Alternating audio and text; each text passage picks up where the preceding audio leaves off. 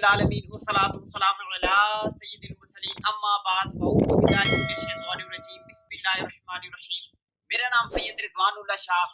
आज की वीडियो में इंशाअल्लाह अज़्ज़ हम रूहानी इलाज सीखेंगे और रूहानी इलाज जो है वो बहुत ही प्यारा है, ख़ुसूसन उन लोगों के लिए कि जिनको जो है फालिज या लकवा की बीमारी जो है इसकी शिकायत है या इसमें जो है वो समझ लें कि काफ़ी अरसा भी हो जाता है इस बीमारी को ठीक होते हुए और बाद लोग जो है वो जल्दी सेहतयाब हो जाते हैं। बहरहाल ये उन लोगों के लिए बेहतरीन वजीफ़ा है कि जिनको जो है फालिज है या लकवा है या अगर नहीं भी है ज़िंदगी में कभी भी ये मसला हो सकता है इंसान के साथ क्योंकि बीमारियाँ, परेशानियाँ, मुसीबतें जो हैं ये इंसान के साथ चलती रहती हैं।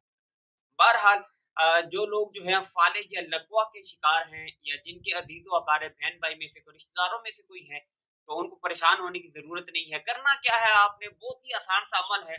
करना ये है 2 अमल आपके लिए लेकर आएँ, दोनों में से जो आपको अच्छा लगे, जो आपको आसान लगे, दोनों ही बड़े ही मुजर्रब हैं। आपने करना क्या है, 1 नंबर पर तो ये है ये पहले नंबर पर आपने ये करना है कि सूरह ज़लज़ाल, कुरान मजीद की सूरत है सूरह ज़लज़ाल। जी हाँ, सूरह ज़लज़ाल जो है इसको लोहे के बर्तन पर लिख कर जो है और फिर लिखने के बाद उसको पानी डाल के धोकर जो है मरीज़ को जो है आपने पिलाना है। ताहुसूल शिफ़ा जो है ये अमल आपने करते जाना है। अल्लाह ने चाहा इंशाअल्लाह बहुत जल्द जो है आपका मरीज़ जो है वो ठीक हो जाएगा, सेहतयाब हो जाएगा। अल्लाह ने चाहा तो इंशाअल्लाह उसको ये लकवा जो है, ये फालिज जो है इससे उसकी जान छूट जाएगी। दूसरा अमल आपने क्या करना है? दूसरा अमल ये करना है कि कुरान मजीद की एक और सूरत है सूरह ज़लज़िलत। जी हाँ, ये जो सूरत है इसको क्या करना है? इसको भी लोहे की बर्तन पर लिख कर दें और मरीज़ जो है वो क्या करता रहे कि इस लिखी हुई सूरत को देखता रहे।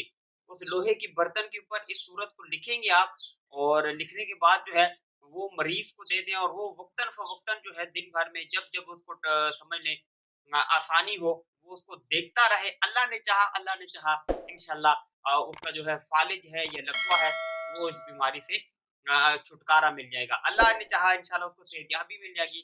तो ये 2 रूहानी इलाज थे, दोनों में से जो आपको आसान लगे, वो जल्दी-जल्दी कर लें। अल्लाह ने चाहा इंशाअल्लाह बहुत सारी बरकतें मिलेंगी। दुआ है कि अल्लाह तबारक व तआला उन मरीज़ों को सेहतयाबी दे, शिफ़ा दे, जो इस बीमारी में मुब्तला हैं।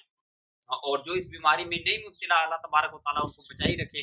दुआ है कि अल्लाह तबारक व तआला हमारी इस वीडियो को अपनी बारगाह में कबूल फरमाए। इसको मेरे लिए, आप सब देखने वालों के लिए क़यामत के दिन ज़रिया निजात बनाए। दुआ है कि अल्लाह तबारक व तआला आपकी जान की, माल की, इज़्ज़त की, आबरू की हिफ़ाज़त फरमाए और ये तमाम दुआएँ मेरे हक़ में कबूल फरमाए। नई वीडियो के साथ फिर आपकी खिदमत में हाज़िर होंगे, तब तक के लिए अपना ख़्याल रखिएगा। मुझे दुआ में याद रखिएगा। अल्लाह हाफ़िज़। अस्सलामु अलैकुम व रहमतुल्लाहि व बरकातुहू।